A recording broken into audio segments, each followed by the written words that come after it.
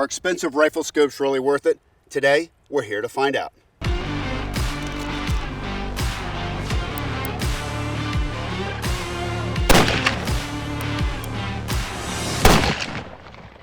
The expensive scope we're using is a Leupold VX5 HD. This one happens to be in 2:10. It has a custom turret on the top.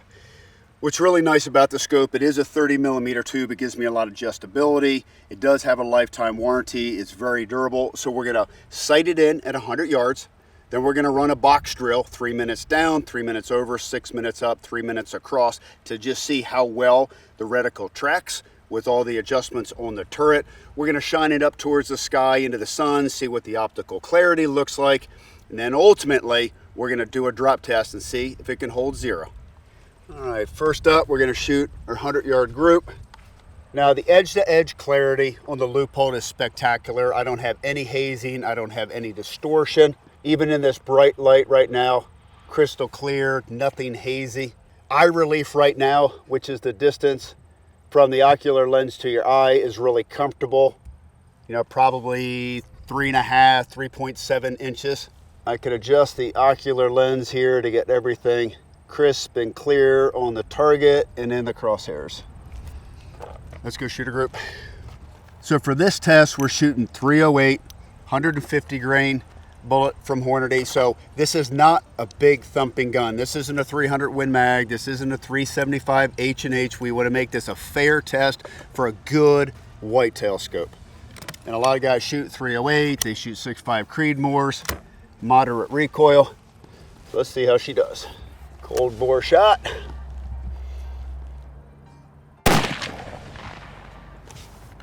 Inch low at 100. Really not worried about the point of impact as I am the group size.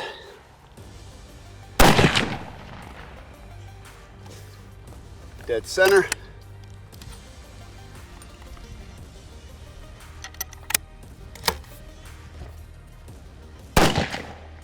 That's a great group size. Easy 1-inch group at 100 yards, 2 shots in the same hole.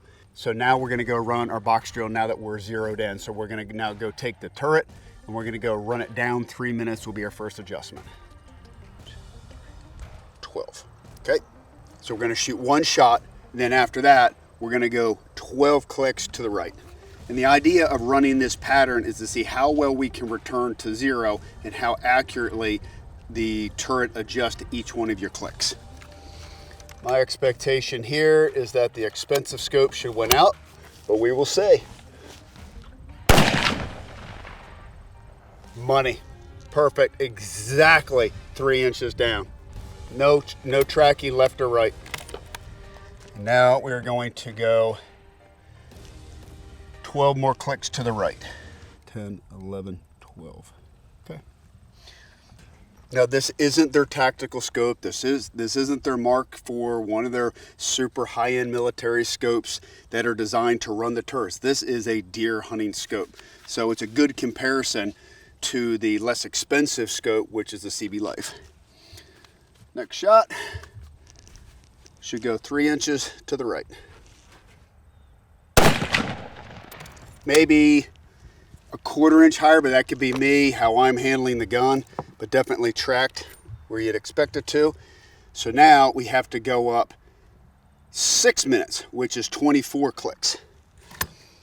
So we're not gonna adjust the left and right. We're just gonna adjust the elevation. So we're gonna go up 18, 18, 19, 20, 1, 2, 3, 4. All right, so that should be 6 inches to raise the elevation. All right, same aiming spot. Perfect left and right. It looks like it's about 6 inches higher. So we're gonna go to the left now, 12 clicks. 11, 12. 12 to the left. Then we gotta come down. 8, 9, 10, 11, 12. And this should return all the turrets back to where they originally started. So this last shot should go right in the bullseye.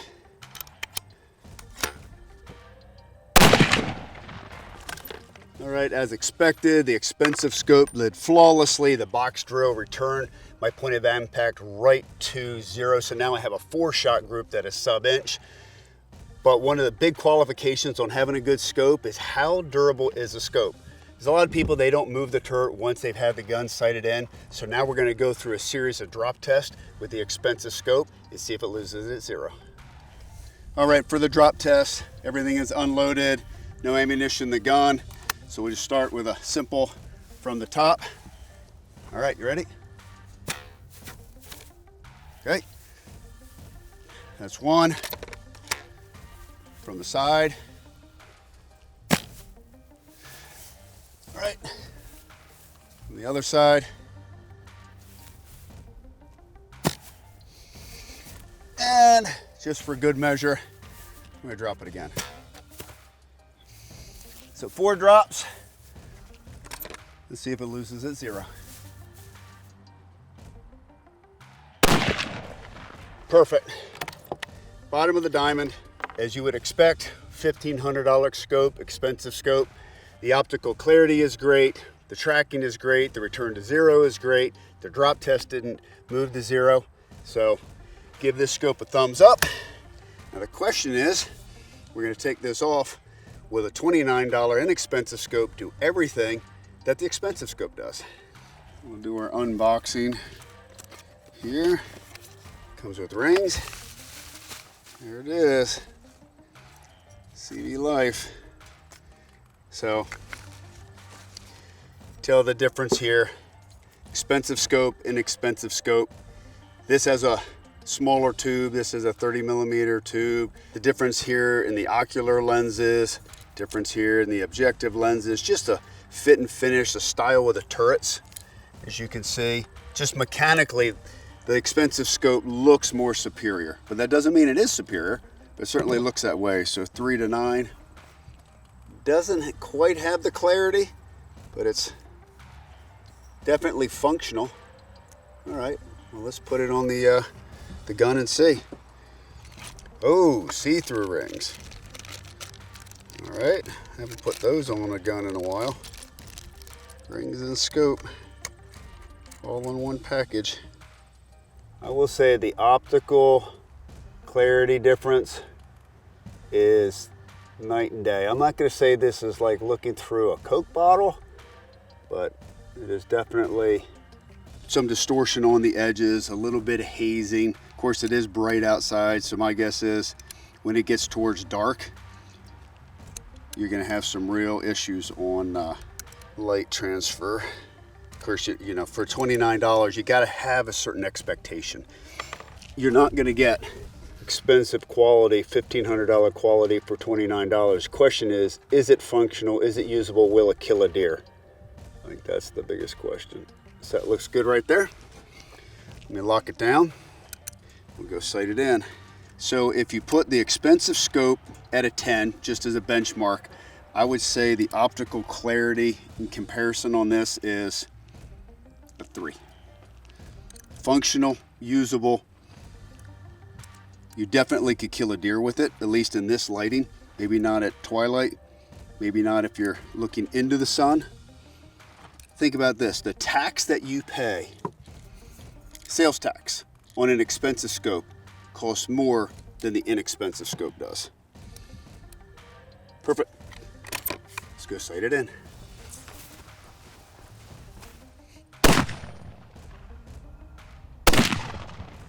So far, so good with the scope. My traditional way of sighting in a gun, go to 10 yards. Once I find out where I'm on paper, make a big course adjustment, then go to 50 yards, walk it back to 100. So I fired 2 shots, and right now, both changes that I've made to the scope on those shots track pretty close. So we'll refine it here to 100, and then we'll go run a box drill. Right now, one difference I see, expensive to cheap, is when I move this ocular lens right here on the expensive scope, I can refine how crisp that image is relative to the crosshairs. And this makes no changes right here. In fact, I'm afraid to unscrew it too much. I'm gonna pull it right off the gun. So right now, everything is a bit fuzzy. You know, looking around, I don't know where the parallax is set to. I'm guessing 100 or 150 yards. I mean, right. It's just flat fuzzy.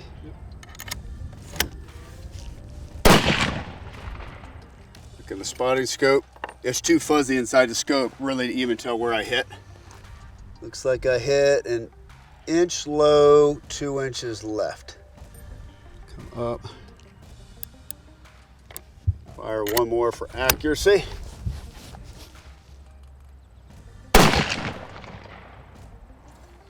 We should be zeroed. And we are. All right, now we'll shoot a group. We know what the gun's capable of. It should be sub MOA, but this is where optical clarity does matter, because the ability to put the crosshair exactly on the center diamond here, because of the fuzziness, I really can't see the center diamond. I can see the black and I can see some red shapes. So I'm just gonna take the target, divide it in 4 and shoot in the middle.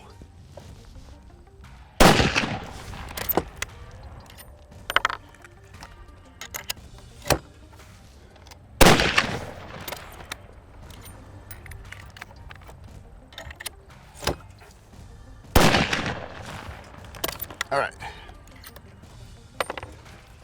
let's walk down, look at the group. All right, so big difference in group size. So here's our 3-shot group. So we're 1, 2, 3, 3.5 inches top to bottom, and then about 1.5 inches left and right. The gun is capable sub-inch. On the expensive scope, I shot sub-inch. Now, this also could be a factor of just the optical clarity, because this is just all the black mass to me. I cannot zero in on this red diamond. I can see these 4, so I'm just trying to divide it. So some of this really could just be me not getting a precise aiming point, and of course some of it could also be the erector system moving inside the tube. But right now, group to group, the expensive scope wins. So just put up a fresh target for the box drill. We'll fire the first shot for our 0, and then we'll go ahead, take it 12 clicks down, 12 clicks to the right, 24 up, 12 clicks to the left, and then back down to 0. That should be our 0. So now we need to go down 12 clicks. 1, 2, 3, 4, 5, 6, 7, 8, 9, 10, 12.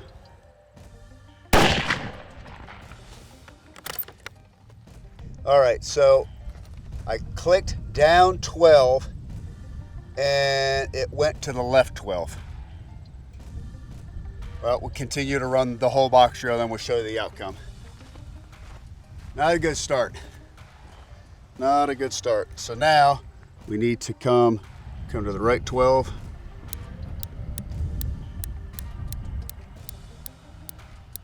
There we go.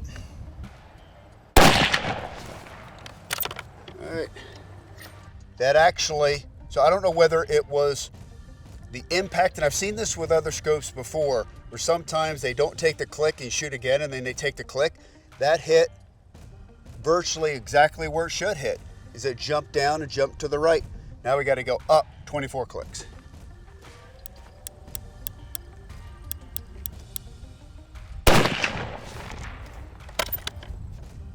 All right, so it went up 6 inches, but now it went back to the left 3. So now I need to go to the left 12 clicks to follow the box pattern.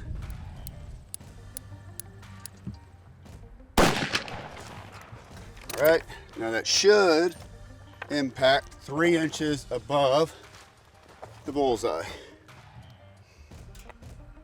So that now went up another 2 inches and to the left 2 inches. Again, got to follow the drill. Now come down 12 and it should hit the point of impact. I have very low expectations right now.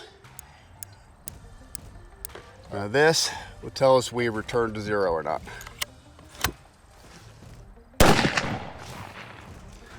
All right, let's walk down, see what the results are.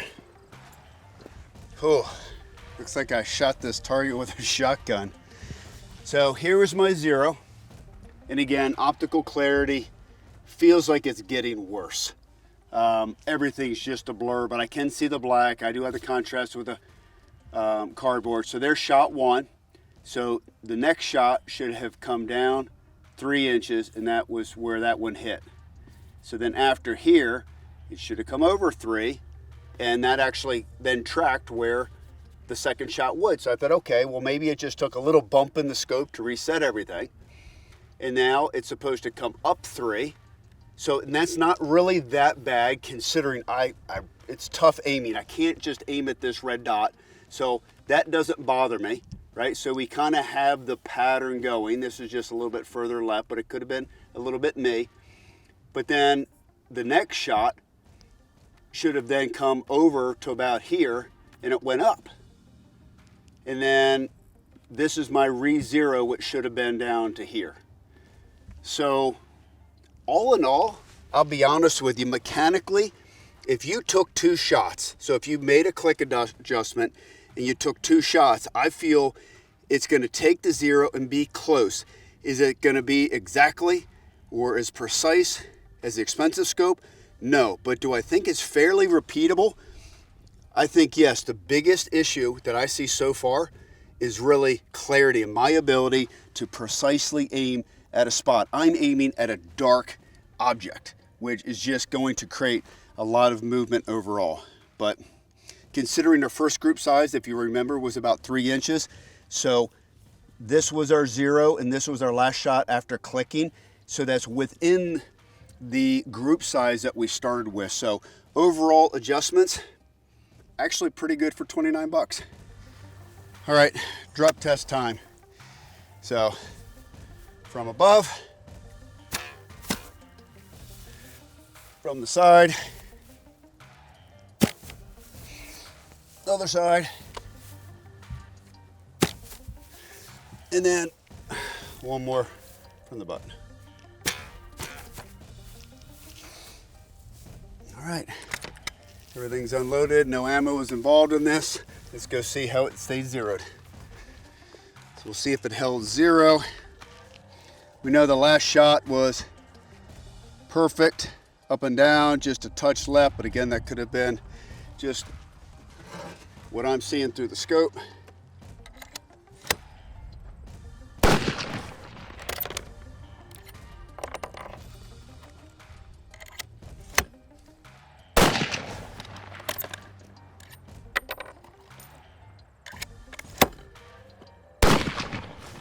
There we go.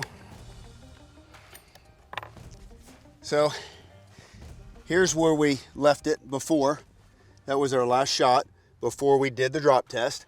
And as you can see, they're pretty much in the same place. So what I conclude from the drop test and the size of this group is that it was fairly durable. So mechanically, it's okay. Would I want to click in between shots or take longer shots and use it like a custom dial? 100% no. I'd set it, forget it, keep it dialed in, don't let it move. Would I really abuse this thing and put it in scabbard on a horse or take it on a backpack hunt where things are extreme? No, but could it work as a good, plinking gun around or shoot, varmints or groundhogs or hog hunting or something like that? It's probably acceptable on lower caliber guns, 223, 243, 6.5 Creedmoor. So for $29, this is an acceptable scope mechanically. I will tell you optically, it's really poor compared to the expensive Leupold.